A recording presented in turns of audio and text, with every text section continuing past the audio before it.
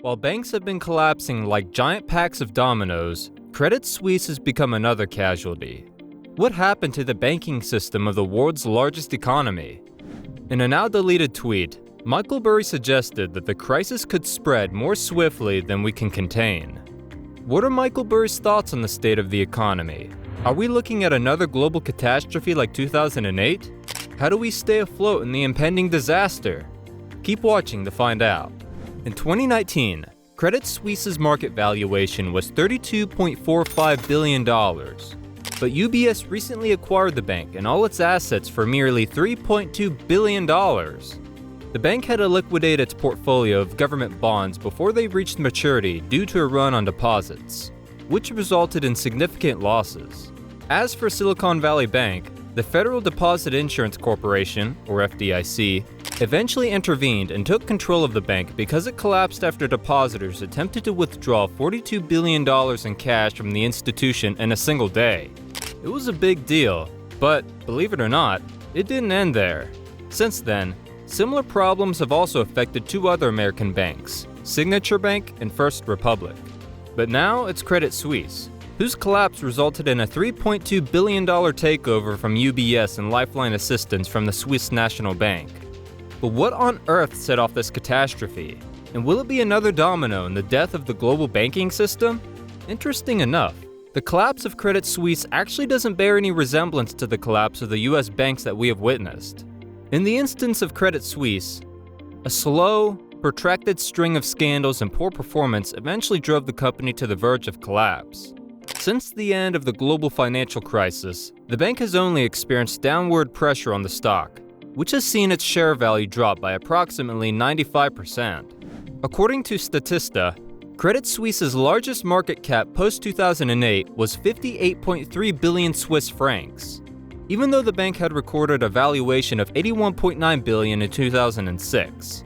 Credit Suisse had been on a steady decline since 2019, recording consecutive losses, but the biggest loss came in 2022.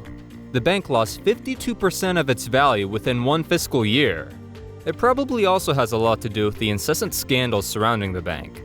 Since 2020, they have experienced the fallout from their employee spying scandal, the Green Seal lobbying scandal, the losses from the Argos default, and who can forget Credit Suisse's failure to stop money laundering of a Bulgarian cocaine trafficking gang.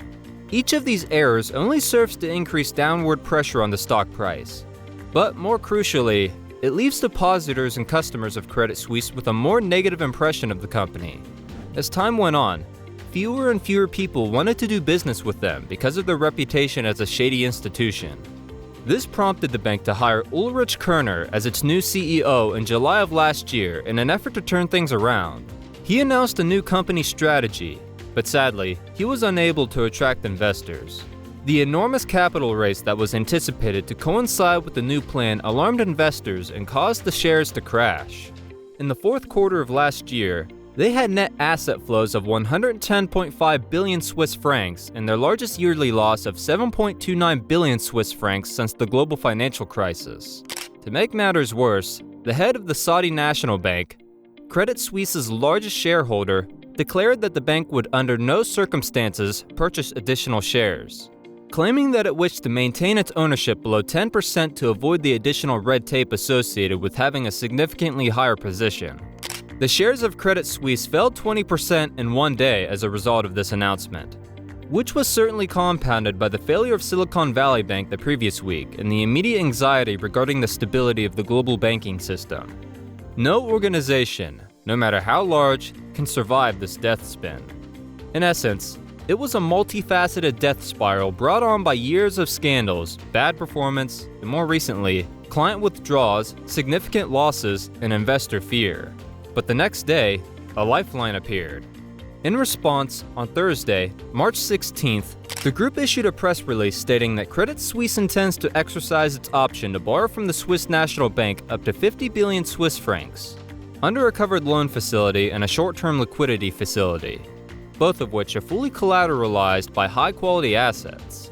This action is being taken to strengthen its liquidity in advance. Basically, they approached the Swiss Central Bank and requested assistance, and the Swiss bank agreed.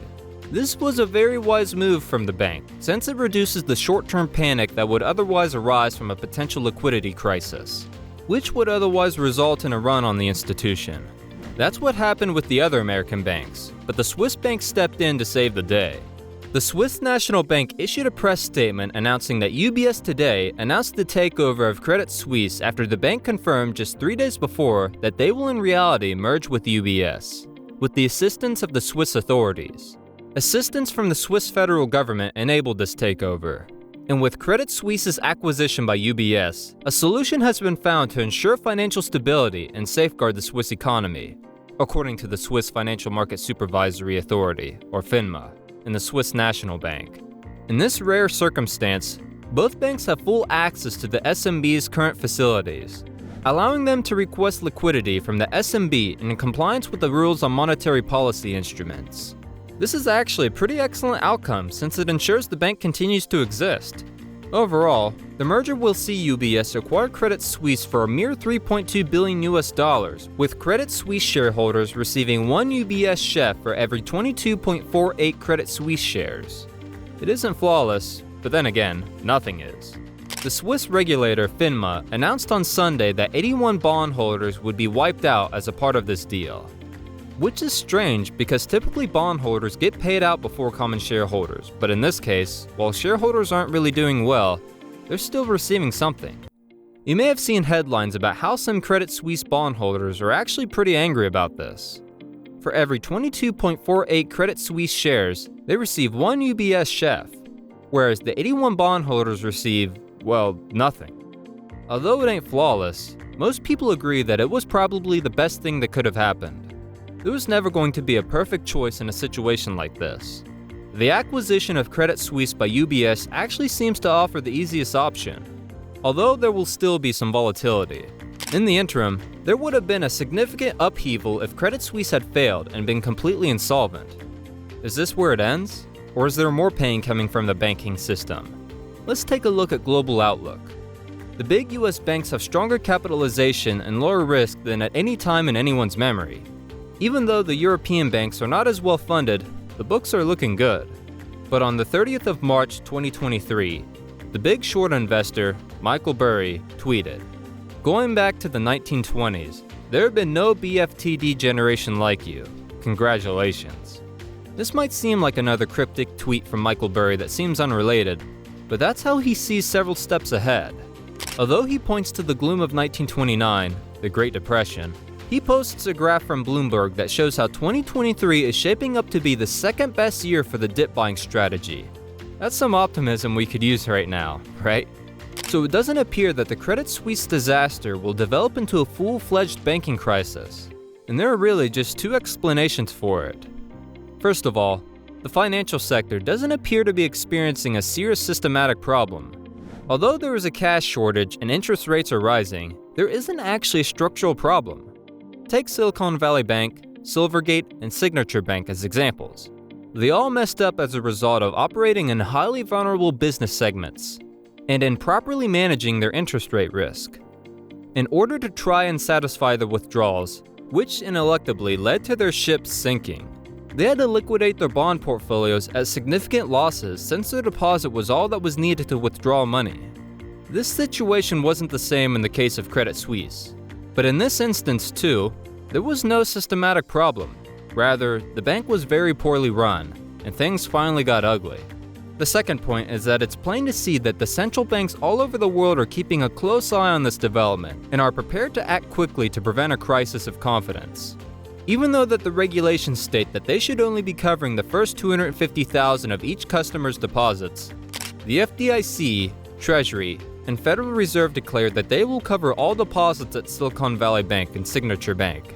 Bank of Canada, Bank of England, Bank of Japan, European Central Bank, Federal Reserve, and Swiss National Bank announced coordinated action to improve the provision of liquidity via the standing US dollar liquidity swap line arrangements in response to the Credit Suisse situation.